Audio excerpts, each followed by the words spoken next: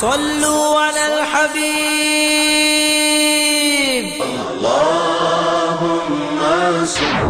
حضور صلی اللہ علیہ وسلم کو تو یقین تھا نا کہ میں اللہ کا نبی ہوں، میرا سٹیٹس کیا ہے۔ وَاعْلَمُوا أَنَّ فِيكُمْ رَسُولَ اللَّهِ۔ وہ قرآن جو تھا وہ براہ راست رسول اللہ صلی اللہ علیہ وسلم کے قلب پر نازل ہوا کہ رسول اللہ صلی اللہ علیہ وسلم بچپن ہی سے اللہ کو خالق مانتے تھے اور عبادت کے لائق مانتے تھے اور اس کی عبادت میں کسی اور کو شریک نہیں کرتے۔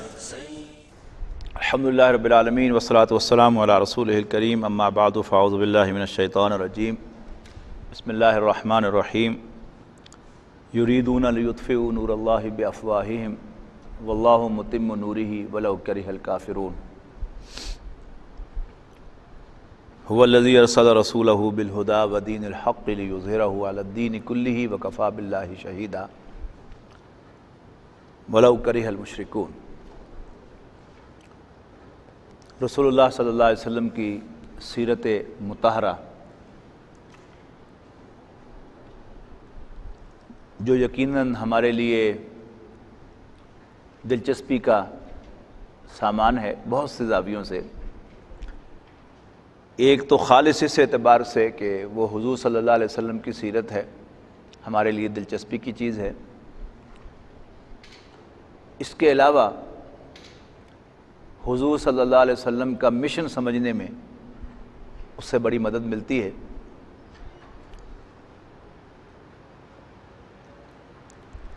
اور حضور صلی اللہ علیہ وسلم کی سیرت کی ایک خاص بات، جیسے کہ آج درس قرآن میں یہ بات زیر بحث آئی کہ انبیاء کرام کے رسولوں کے اس تذکرے میں ہمیں ایک خاص ارتقاء ملتا ہے، تبدیلیاں، کہ حضرت نوح، حضرت ہود، حضرت صالح علیہ السلام اپنی اپنی قوموں کی طرف بھیجے گئے، جبکہ حضرت موسیٰ علیہ السلام کی بعثت فرعون اور آل فرعون کی طرف ہوئی۔ اسی طرح ایک خاص فرق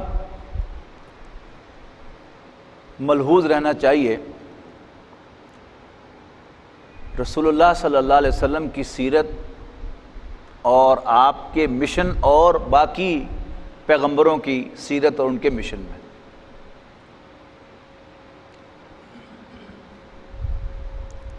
باقی انبیاء کرام کا معاملہ یہ ہے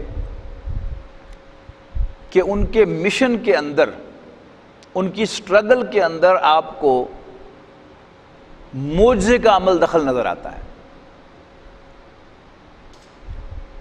قوم ہود، قوم صالح، قوم نوح، قوم شعیب، قوم لوط اور فرعون اللہ تعالیٰ کی طرف سے معجزانہ طریقے پر ہلاک کیے گئے۔ زلزلہ آ گیا، تیز آندھی آ گئی، بلاسٹ ہو گیا،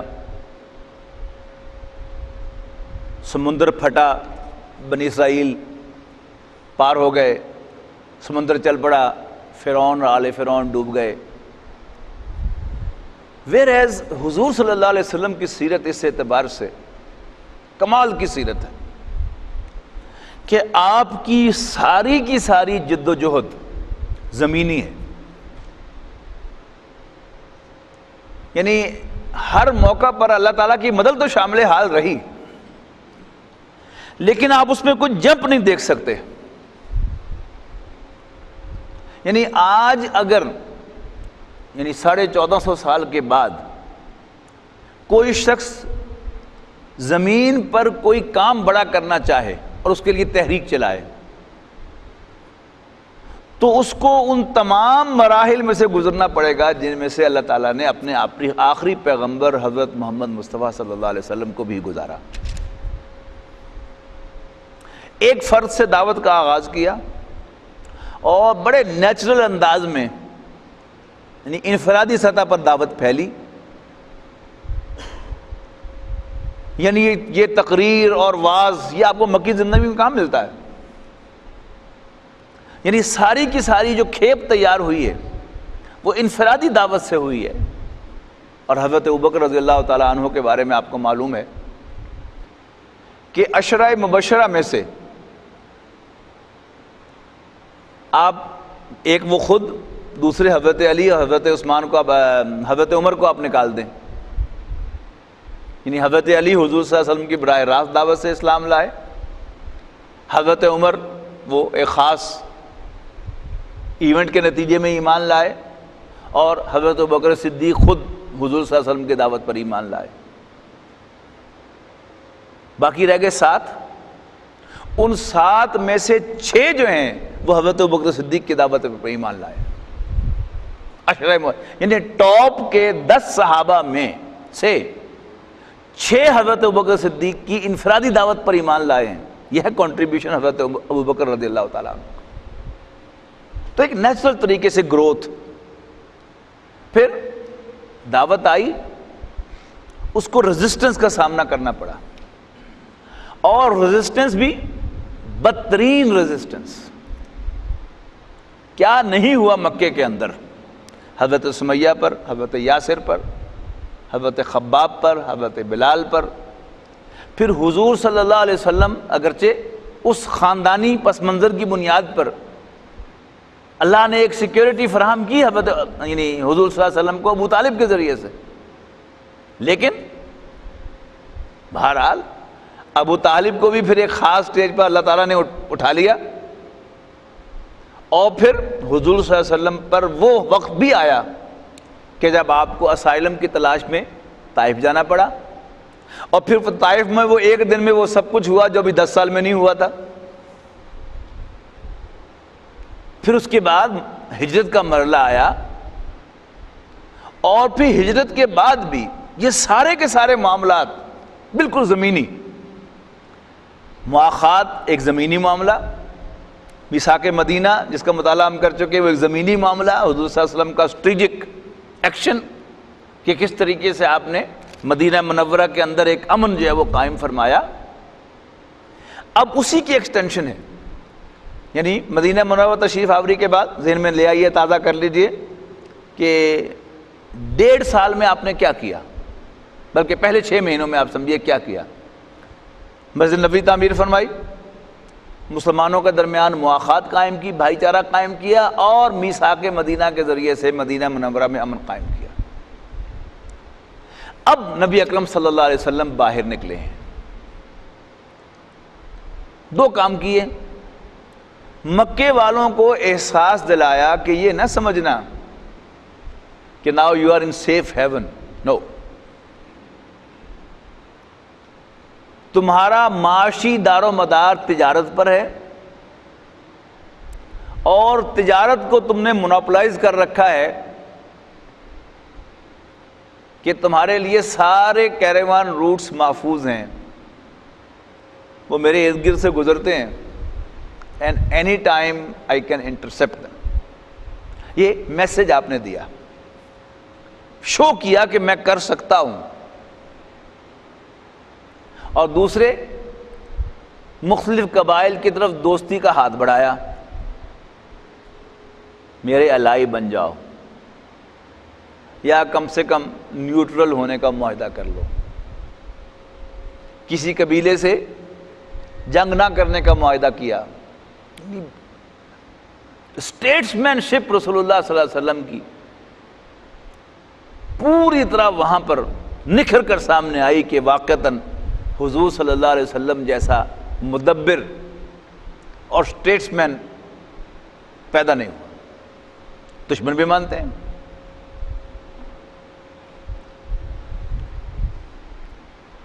اب غزوہ بدر ہوا ہے رمضان سن 2 ہجری میں. حساب لگائیے کہ ربیع الاول میں آپ کی ہجرت ہوئی، ربیع الاول ٹو ربیع الاول 1 سال ہو گیا، سن 2 ہجری کا ربیع الاول. اور پھر اس کے بعد ربیع الثانی، جمادی الاول، جمادی الاخری، رجب، شعبان اور رمضان، ایگزیکٹ 6 مہینے اور غزوہ بدر ہو گیا. 1.5 سال کا ہوا. اب پہلے 6 مہینے تو گزرے تھے آپ کے وہ انٹرنل کنسولیڈیشن میں، اور باقی 1 سال جو ہے یہ اب سارا کا سارا آپ کا وہ باہر کی طرف آپ کی پرسوٹ ہے۔ سن 2 ہجری رمضان میں غزوہ بدر ہوا ہے، اور پہلا سریہ جو آپ نے روانہ کیا ہے، پہلی مہم جو آپ نے روانہ کی ہے، میں نے پچھلی مرتبہ وعدہ کیا تھا کہ آپ کو تفصیل سے میں انشاءاللہ ان مہمات کی تفصیل بتاؤں گا۔ اس معذرت کے ساتھ کہ تاریخ کبھی بھی اسٹوڈنٹ لائف میں میرا فیوریٹ سبجیکٹ نہیں رہا، لہذا تاریخی واقعات وہ کانسیپٹ میں وہ تو میرے کلیئر ہوتے ہیں کہ کہاں فٹ ہوتے ہیں، لیکن وہ تاریخی تفاصیل جو ہوتی ہیں وہ مجھے یاد نہیں رہا کرتی کبھی بھی، لہذا میں بالکل آپ کو پڑھ کر سناؤں گا، ایک تو زیادہ وہ اوتھینٹک ہوں گی اس اعتبار سے۔ پہلا سریہ یہ سریہ سیف البحر کہلاتا ہے، یہ رمضان سن 1 ہجری بمطابق مارچ سن 623 نبی اکرم صلی اللہ علیہ وسلم نے روانہ فرمایا۔ اس کی تفصیل کیا ہے؟ رسول اللہ صلی اللہ علیہ وسلم نے حضرت حمزہ بن عبد المطلب، تعارف کے محتاج نہیں ہیں، رضی اللہ تعالیٰ عنہ، حضور کے چچا، دودھ شریک بھائی، دوست، بنو ہاشم کے بڑوں میں سے سب سے پہلے ایمان لانے والے، یہ ان کی کوالیفیکیشنز ہیں which we must remember، اور سید الشہداء کا خطاب پانے والے رسول اللہ صلی اللہ علیہ وسلم سے وہ یہی ہے۔ ان کو اس سریہ کا امیر بنایا اور 30 مہاجرین کو ان کے زیر کمان شام سے آنے والے ایک کرشی قافلے کا پتہ لگانے کے لیے روانہ فرمایا۔ اس قافلے میں، یعنی اس قافلے میں جو مکے قریش کا قافلہ تھا، اس قافلے میں 300 آدمی تھے، جن میں ابو جہل بھی تھا۔ مسلمان ایز کے اطراف میں، ایز جگہ کا نام ہے، ساحل سمندر کے پاس پہنچے تو قافلے کا سامنا ہو گیا اور فریقین جنگ کے لیے صف آرا ہو گئے، لیکن قبیلہ جوہینہ کے سردار مجدی بن عمرو نے، جو فریقین کا حلیف تھا، دوڑ دھوپ کر کے جنگ نہ ہونے دی۔ حضرت حمزہ رضی اللہ تعالی عنہ کا یہ جھنڈا پہلا جھنڈا تھا، یعنی حضور صلی اللہ علیہ وسلم نے یہ اس دستے کو روانہ کرتے ہوئے ایک جھنڈا بھی حضرت حمزہ رضی اللہ تعالیٰ عنہ کا عطا کیا، اور جھنڈے کا مطلب کیا تھا؟ ایک ملیٹنٹ ایکسپیڈیشن تھی۔ حضرت حمزہ کا یہ جھنڈا پہلا جھنڈا تھا جسے رسول اللہ صلی اللہ علیہ وسلم نے اپنے دستے مبارک سے باندھا تھا۔ اس کا رنگ سفید تھا اور اس کے علمبردار حضرت ابو مرثد کناز بن حسین غنوہ رضی اللہ تعالیٰ عنہ تھے۔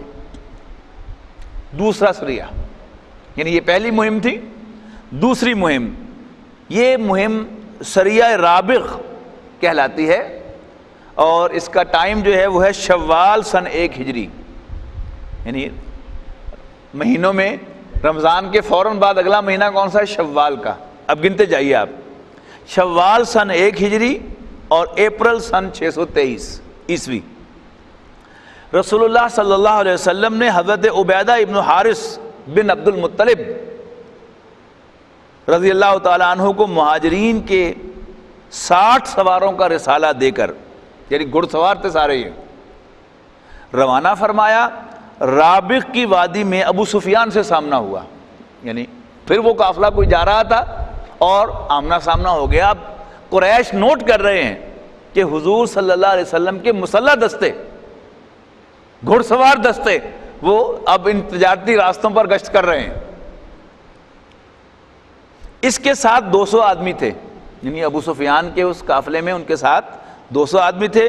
فریقین نے ایک دوسرے پر تیر چلائے، لیکن اس سے آگے کوئی جنگ نہ ہوئی۔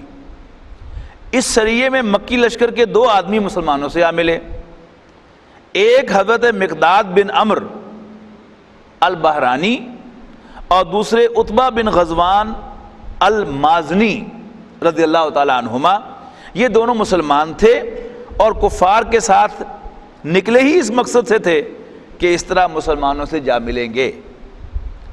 حضرت عبیدہ رضی اللہ تعالیٰ عنہ کا علم بھی سفید تھا، اور علم بردار حضرت مستہ بن اثاثہ بن عبد المطلب بن مطلب بن عبد مناف تھے۔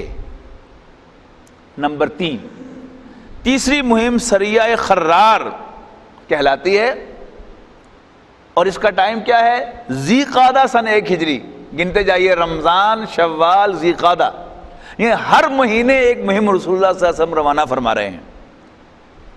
سریہ خرار ذی قعدہ سن 1 ہجری بمطابق مئی سن 623 عیسوی۔ رسول اللہ صلی اللہ علیہ وسلم نے اس سریہ کا امیر حضرت سعد بن ابی وقاص رضی اللہ تعالی عنہ کو مقرر فرمایا اور انہیں 20 آدمیوں کی کمان دے کر قریش کے ایک قافلے کا پتہ لگانے کے لیے روانہ فرمایا، اور یہ تاکید فرما دی کہ خرار سے آگے نہ بڑھیں۔ یہ لوگ پیدل روانہ ہوئے، رات کو سفر کرتے اور دن میں چھپے رہتے تھے۔ 5ویں روز صبح خرار پہنچے تو معلوم ہوا کہ قافلہ 1 دن پہلے جا چکا ہے۔ اس سریے کا علم بھی سفید تھا اور علم بردار حضرت بقداد بن عمر رضی اللہ تعالی عنہ تھے۔ یہ عمر آپ نوٹ کر لیں جسٹ فار انفارمیشن کہ اگر عین میم را کے بعد واو لکھا ہوا ہو تو یہ عمر ہوتا ہے، امرو نہیں ہوتا۔ یہ 2 نام تھے عربوں کے ہاں، ایک عمر اور ایک عمر۔ اب چونکہ ہم تو زبر زیر پیش لکھتے ہیں، اس وقت زبر زیر پیش کا رواج نہیں تھا، یہ بعد میں انٹروڈیوس ہوئی ہے۔ تو عرب فرق اسی طرح کرتے تھے کہ عمر کے آگے واو ڈال دیتے تھے، دیٹ واز دی انڈیکیشن کہ یہ عمر ہے، اور عمر کے بعد جو ہے کچھ نہیں ہوتا تھا تو وہ عمر ہوتا، تو یہ امرو نہیں ہے، یعنی حضرت عمرو بن العاص ہیں رضی اللہ تعالیٰ عنہ، عمرو بن عاص نہیں ہے، تو یہ ذہن میں رکھیے گا۔ اس سریے کا علم سفید تھا اور علم بردار حضرت مقداد بن عمر رضی اللہ تعالیٰ عنہ تھے۔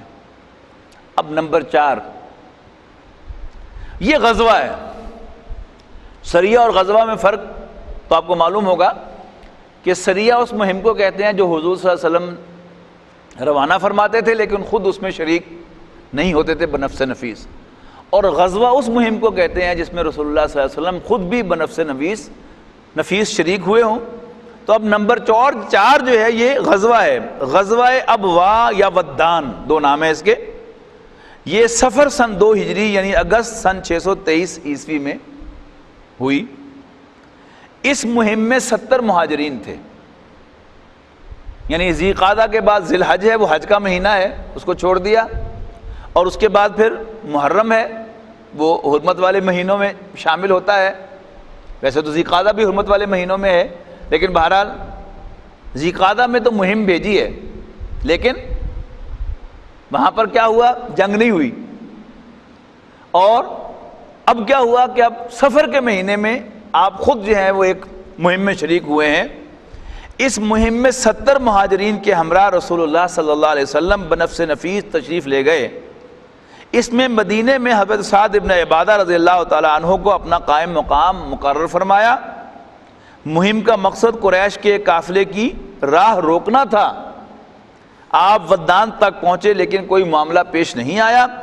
اسی غزوے میں آپ نے بنو زمرہ کے سردار وقت عمر بن مخشی الزمری سے حلیفانہ معاہدہ کیا۔ میں نے عرض کیا تھا نا کہ 2 مقاصد تھے، ایک قریش کو اپنی پریزنس کا احساس دلانا ان کے تجارتی راستوں پر، اور دوسرے پولیٹیکلی قریش کو آئسولیٹ کرنا۔ معاہدے کی عبارت یہ تھی، اب وہ بھی سن لیجئے۔ یہ معاہدہ بنو زمرہ کے لیے محمد رسول اللہ صلی اللہ علیہ وسلم کی تحریر ہے۔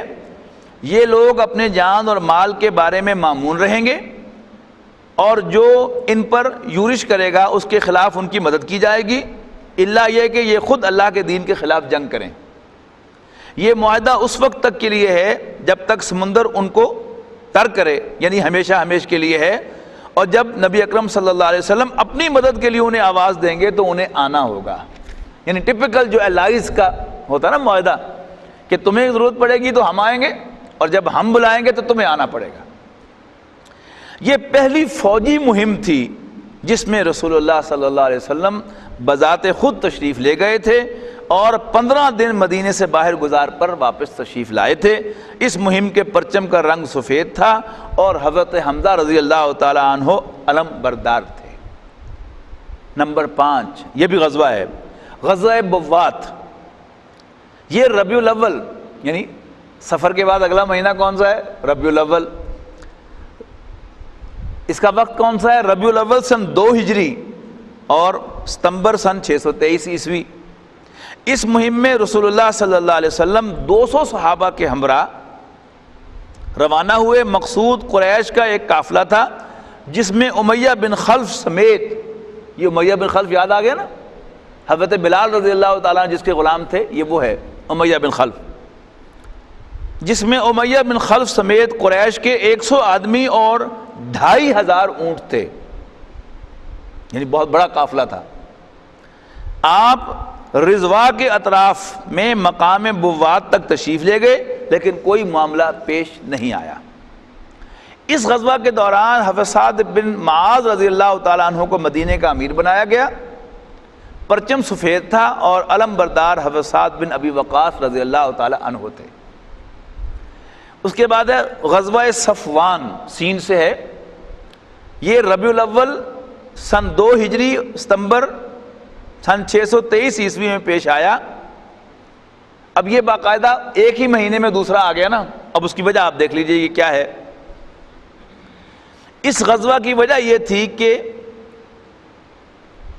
کرز بن جابر فہری نے مشرکین کی ایک مختصر سی فوج کے ساتھ مدینے کی چراگاہ پر چھاپا مارا اور کچھ مویشی لوٹ کر لے گیا۔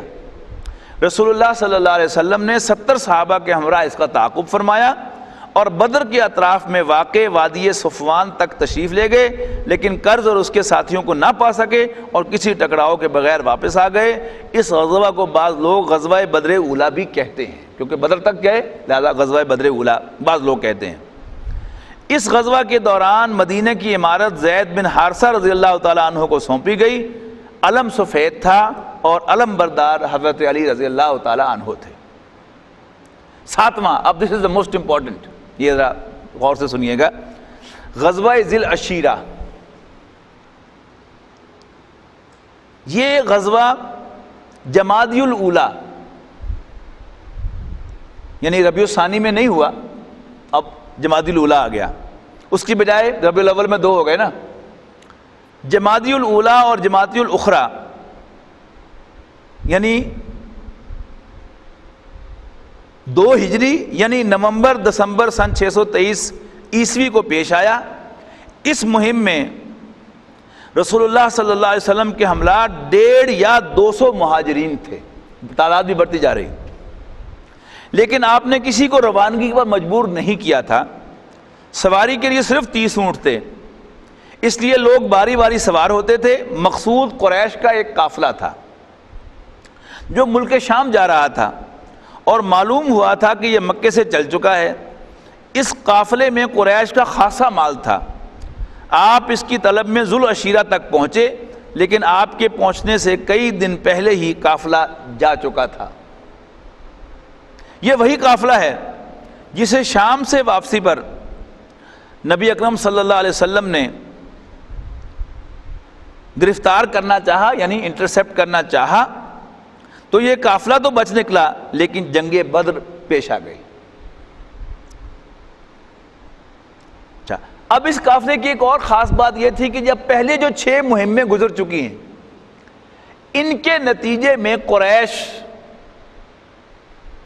جو ہے ان کو احساس ہوا کہ now we should seriously take an action against محمد صلی اللہ علیہ وسلم، معاذ اللہ۔ لہذا انہوں نے ایک فنڈ ریز کیا بہت بڑا، اور اس فنڈ سے مال تجارت خریدا، اور وہ مال تجارت لے کر ابو سفیان جو اس وقت بہرحال قریش کے سردار تھے، بعد میں ایمان لائے، ہم ان کا عزت سے نام لیتے ہیں رضی اللہ تعالیٰ عنہ، لیکن اس وقت وہ حضور صلی اللہ علیہ وسلم کے مخالفین میں سے تھے، انہیں اس قافلے کا سالار بنایا گیا، اور مسلمان جو مال مکے میں چھوڑ کے آئے تھے وہ بھی لوٹ لیا گیا اور اسے بھی نیلام کر کے وہ بھی اسی قافلے میں جھونکا گیا۔ تو اس قافلے کی حیثیت صرف ایک تجارتی قافلے کی نہیں تھی، بلکہ اس کی ایک ملیٹنٹ حیثیت بھی تھی رسول اللہ صلی اللہ علیہ وسلم کی مخالفت میں، لہذا اور بھی زیادہ رسول اللہ صلی اللہ علیہ وسلم کے پاس اخلاقی جواز تھا اسے انٹرسیپٹ کرنے کا۔ لیکن یہ واقعہ نہ بھی ہوتا تو بھی انہوں نے تو جنگ ڈکلیئر کی ہوئی تھی، یعنی حضور صلی اللہ علیہ وسلم بعد میں اس کا جواب دے رہے تھے، لیکن جنگ تو ڈکلیئرڈ تھی۔ لیکن اگر وہ نہ بھی ہو، یعنی یہ اپولوجیٹک ایٹیٹیوڈ نہیں اختیار کرنا چاہیے کہ حضور صلی اللہ علیہ وسلم نے پہل نہیں کی۔ حضور صلی اللہ علیہ وسلم کو مشن سونپا گیا تھا اللہ کے دین کو غالب کرنے کا، رسول اللہ صلی اللہ علیہ وسلم نے اس کے لیے اسٹریٹجی بنائی اور بہترین اور کامیاب اسٹریٹجی بنائی۔ اور قریش کو یہ جو آپ نے یعنی اپنی پریزنس کا احساس دلایا، اس کا مطلب کیا تھا؟ آؤ بار آؤ بار۔ تو غزوہ بدر جو اس کے نتیجے میں واقع ہوا بعد میں، وہ قریش کا آفینس نہیں بلکہ حضور صلی اللہ علیہ وسلم کا اسٹریٹجک آفینس تھا کہ آپ نے قریش کو مجبور کیا کہ وہ یعنی فیصلہ کن جنگ کے لیے میدان میں آئیں، اور پھر اللہ تعالیٰ نے اپنی مدد سے اس جنگ کو واقعی فیصلہ کن بنا دیا اور نبی اکرم صلی اللہ علیہ وسلم کو فتح مبین عطا فرمائی۔ کہ اس مہم پر ابن اسحاق کے بقول رسول اللہ صلی اللہ علیہ وسلم جمادی الاولیٰ کے اواخر میں روانہ ہوئے اور جمادی الاخری میں واپس آئے۔ غالباً یہی وجہ ہے کہ اس غزوے کے مہینے کی تعیین میں اہل سیر کا اختلاف ہے، یعنی جمادی الاولیٰ یا جمادی الاخری، یہ جو اختلاف ہے اس کی وجہ وہ بیان کر رہے ہیں کہ چونکہ وہ 2 مہینے آپس میں آ گئے تو بعض کے نزدیک تو اسی مہینے میں واپس آ گئے، بعض میں دوسرا مہینہ بھی انٹر ہو گیا، تو اس کی وجہ سے دونوں اس کیلنڈر میں شامل کیے جاتے ہیں۔ اس غزوے میں رسول اللہ صلی اللہ علیہ وسلم نے بنو مدلج اور ان کے حلیف بنو زمرہ سے عدم جنگ کا معاہدہ کیا۔ ایام سفر میں مدینہ کے سربراہی کا کام حضرت ابو سلمہ بن عبد الاسد مخزومی رضی اللہ تعالیٰ عنہ نے انجام دیا۔ اس دفعہ بھی پرچم سفید تھا اور علم برداری حضرت حمزہ رضی اللہ تعالیٰ عنہ فرما رہے تھے۔ اس کے بعد ہے سریہ نخلہ۔ یہ جو ہے یہ رجب سن 2 ہجری میں واقع ہوا، یعنی رجب کا مہینہ، اور گنتے چلے جائیے ربیع الاول، ربیع الثانی، جمادی الاولیٰ، جمادی الاخری اور پھر رجب۔ جنوری سن 224 عیسوی اس مہم پر رسول اللہ صلی اللہ علیہ وسلم نے حضرت عبداللہ بن جاش رضی اللہ تعالیٰ عنہ کی سرکردگی میں 12 مہاجرین کا ایک دستہ روانہ فرمایا۔ یعنی پہلے نخلہ کو ذہن میں اپنے بٹھا لیں کہ نخلہ کہاں ہے، یہ طائف کے پاس ہے، اور اکثر حضرات نے سفر کیا ہے حجاز کا حج یا عمرے کے لیے، طائف ذہن میں ہوگا کہ یہ مکہ مکرمہ سے ہارڈلی 50 کلومیٹرز ہے، اور جب آپ مدینہ منورہ سے مکہ آ رہے ہوتے ہیں اور ابھی مکہ جو ہے وہ 80 کلومیٹرز ہوتا ہے تو آپ کو طائف کا سائن ملتا ہے نا۔ اب گویا پہلے جو مہمیں تھیں وہ مدینہ کے گرد و نواح میں تھیں، اب یہاں حضور صلی اللہ علیہ وسلم نے گویا شیر کے منہ میں جا کے ہاتھ ڈال دیا۔ نخلہ میں یہ مہم آپ نے بھیجی ہے، اور بھیجی بھی کیسے یہ بھی پڑھنے کے لائق ہے۔ اس مہم پر رسول اللہ صلی اللہ علیہ وسلم نے حضرت عبداللہ بن جاش رضی اللہ تعالیٰ عنہ کی سرکردگی میں 12 مہاجرین کا ایک دستہ روانہ فرمایا۔ ہر 2 آدمیوں کے لیے ایک اونٹ تھا جس پر باری باری سوار ہوتے تھے۔ دستے کے امیر کو رسول اللہ صلی اللہ علیہ وسلم نے ایک تحریر لکھ کر دی، سیل، اور ہدایت فرما دی کہ 2 دن کا سفر کرنے کے بعد میرا خط کھولنا اور اسے پڑھنا اور اس کی کمپلائنس کرنا۔ یعنی یہ فرما دیا کہ یہ میرا خط لے لو اور اس ڈائریکشن میں چلے جاؤ، جب 2 دن کا فاصلہ طے کر لو تب اسے پڑھنا۔ یعنی بڑی اسٹریٹجک بات ہے یہ بھی، یعنی اتنی سیکریسی کہ قریش کو کسی بھی طرح اندازہ ہی نہ ہو کہ آپ کدھر جا رہے ہیں۔ اور یہ بھی ممکن ہے کہ پہلے روانہ اس طرف کیا ہو پھر بعد میں کہا ہو کہ ادھر مڑ جاؤ اس خط کے اندر، اگر سیدھا ہی ادھر بھیجا ہوتا تو پھر تو یعنی وہ مقصد شاید پورا نہ ہوتا۔ بہرحال چنانچہ 2 دن کے بعد حضرت عبداللہ بن جاش رضی اللہ تعالیٰ عنہ نے تحریر دیکھی تو اس میں یہ درج تھا، جب تم میری یہ تحریر دیکھو تو آگے بڑھتے جاؤ یہاں تک کہ مکہ اور طائف کے درمیان نخلہ میں اترو اور وہاں قریش کے ایک قافلے کی گھات میں لگ جاؤ اور ہمارے لیے اس کی خبروں کا پتہ لگاؤ۔ انہوں نے سموتات میں کہا اور انہوں نے سموتات کہا اور اپنے رفقا کو اس کی اطلاع دیتے ہوئے فرمایا کہ میں کسی پر جبر نہیں کرتا. یعنی سموتات کہا مطلب ہے کہ حضور آپ کا حکم سر آنکھوں پر ہے، یس سر حاضر. لیکن اپنے ساتھ وہ جو 12 ساتھی ان کے ساتھ تھے ان سے کیا کہا، وہ بھی پڑھنے کے لائق ہے. اور اپنے رفقا کو اس کی اطلاع دیتے ہوئے فرمایا کہ میں کسی پر جبر نہیں کرتا، جسے شہادت محبوب ہو وہ اٹھ کھڑا ہو اور جسے موت ناگوار ہو واپس چلا جائے. باقی رہا میں تو بہرحال آگے جاؤں گا.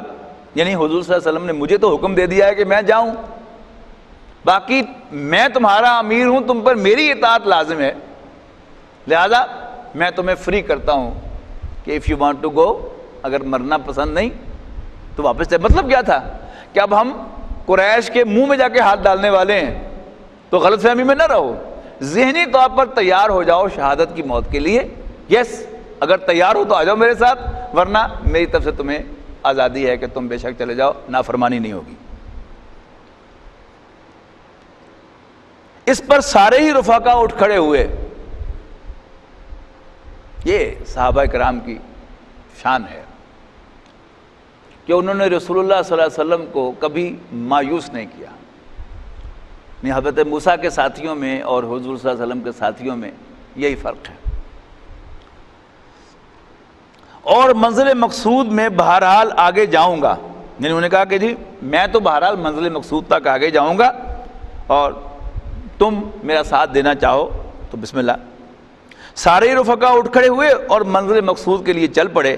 البتہ راستے میں سعد ابن ابی وقاص اور عتبہ بن غزوان رضی اللہ تعالیٰ عنہما کا اونٹ غائب ہو گیا، جس پر یہ دونوں بزرگ باری باری سفر کر رہے تھے، اس لیے یہ دونوں پیچھے رہ گئے.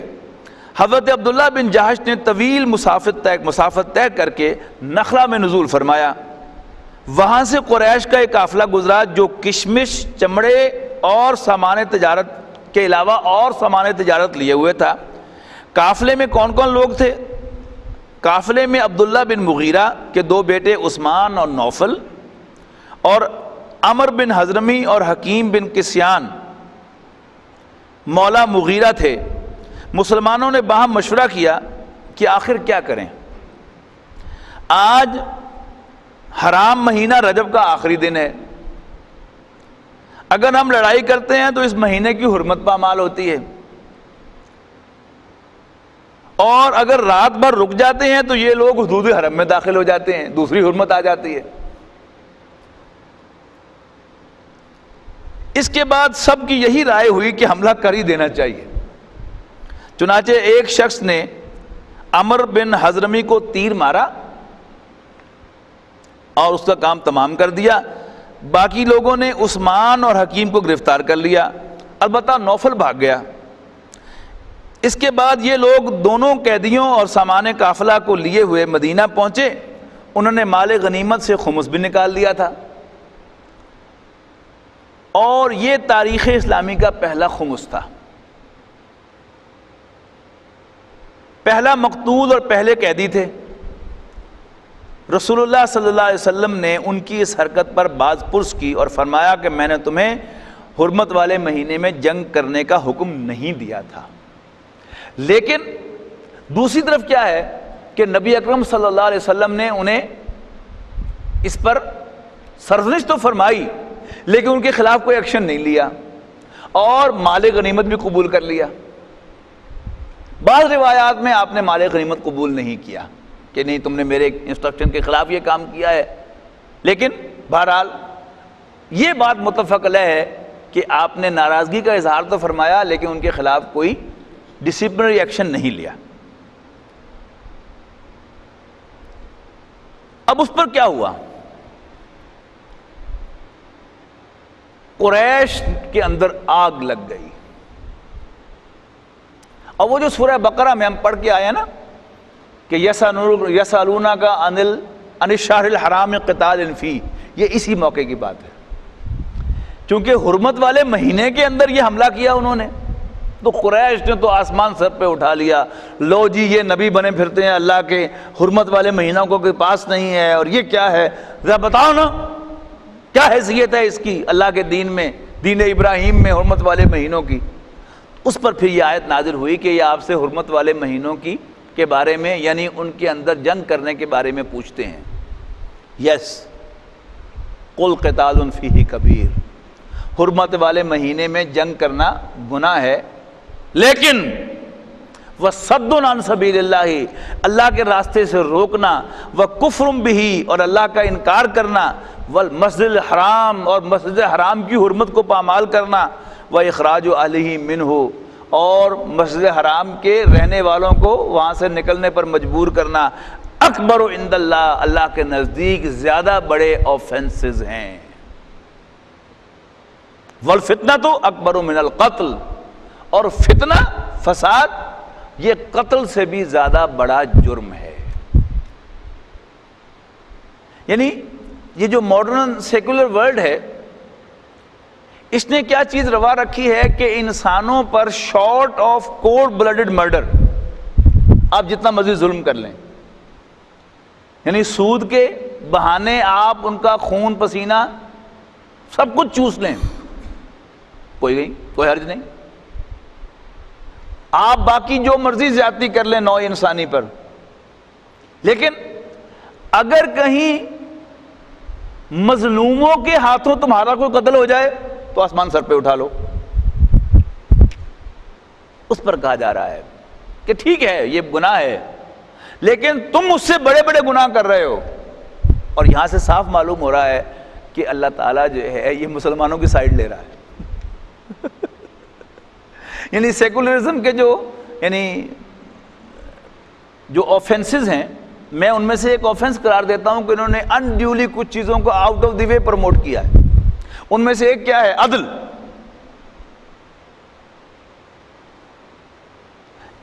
ایبسلیوٹ عدل جو ہے وہ اللہ تعالیٰ کی ذات ہے، اس کو اختیار حاصل ہے کہ وہ جس کو چاہے جیسے چاہے جب چاہے نوازے، اور جس کو چاہے جب چاہے جیسے چاہے محروم رکھے۔ ایبسلیوٹ اتھارٹی اس کی ہے۔ تو یہ وہ مہمیں تھی۔ انشاءاللہ اگلی نشست میں ہم اس پر مزید بات کو آگے بڑھائیں گے کہ دو باتیں یہ ذہن میں رکھیے گا۔ ایک، اب یہ جو 8 مہمیں ہم نے پڑھی ہیں نا، ان میں سے 7ویں اور 8ویں کو ذہن میں رکھیے گا کہ 7ویں میں حضور صلی اللہ علیہ وسلم نے ابو سفیان کے قافلے کا پیچھا کیا، لیکن وہ قافلہ جو تھا وہ آگے نکل گیا، حضور صلی اللہ علیہ وسلم پہنچے ذوالعشیرہ کے مقام تک، لیکن معلوم ہوا کہ وہ قافلہ جا چکا ہے۔ اور ادھر یہ واقعہ ہوا کہ ایک کرشی قتل ہو گیا اور حرمت والے مہینے کی حرمت پامال ہو گئی مسلمانوں سے۔ اللہ تعالیٰ نے ان کی سائیڈ لی اور کہا کہ ٹھیک ہے ان سے جرم ہوا ہے، لیکن تم اس سے زیادہ بڑی زیادتیاں جب کرتے رہے، مطلب ہے کوئی حل نہیں۔ اس پر انشاءاللہ گفتگو آگے جاری رہے گی۔ پھر انہی دونوں کے نتیجے میں غزوہ بدر ہوا۔ تو انشاءاللہ اب وقت نہیں ہے کہ ہم اس کو بات مزید آگے بڑھائیں۔ آخر دعوانا الحمدللہ رب العالمین۔ صلوا علی الحبیب۔ اللهم صل على سيدنا محمد، اللهم صل على سيدنا محمد